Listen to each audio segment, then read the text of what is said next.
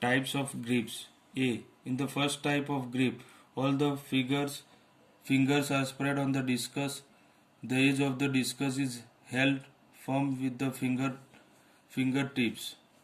This type is suitable for keeping the balance and gives a better chance for discus to spin after the throw. This type of grip is more suitable for athletes having long arms.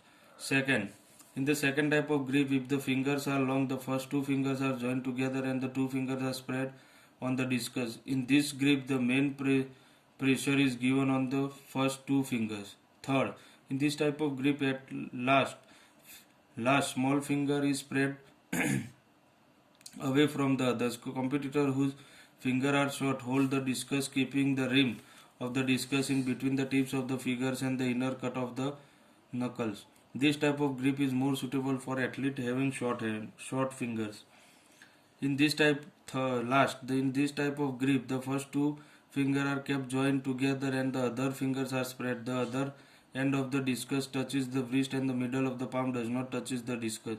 The thumb is held near the first finger. This grip is called the claw type of grip because it resembles the grip of an eagle on its prey.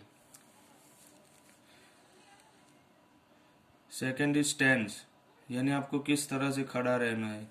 The right foot is placed touching the back part of the circle from inside while the left foot is placed 40 to 50 cm inside the circle of the direction of the throw.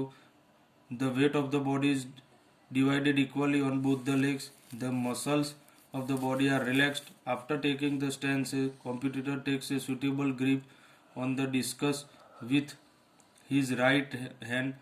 Now he will be in a position to taking the preliminary swing.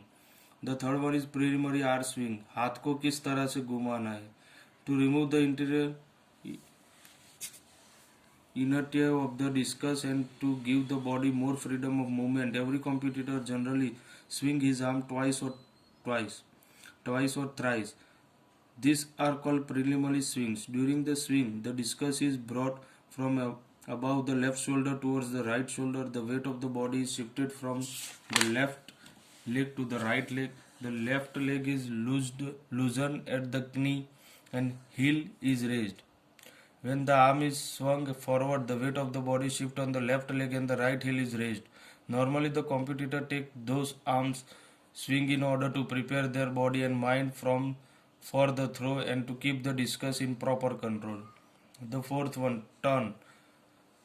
For gaining the force from the body, it is necessary to remove the inertia from the body, so it is necessary to bring the body in motion. It is possible to gain force within the distance 2.50 meter. It is very difficult to control the body at the time of throwing the discus. It may happen that the competitor crosses the circle and enters into the throwing area, so it is necessary to take turn and then throw the discus. As shown in the figure, when the right hand holding the discus reaches the far end of the backside, the body is turned around leftward on the toes of the left foot. The right foot is lifted and moved up to the center of the circle. He takes complete 1 3/4 turn and sends the discus in a maximum motion. During this entire action of turning around, the knees are bent a little and kept in that position. The toes of the feet do the job of pivoting. During the turning action, the hand with the discus is constantly held up to shoulder. The left arm is in a loose, relaxed hand position. The last one is fifth one is throw, यानी किस तरह से the fifth movement is in the discus throw is to be understood.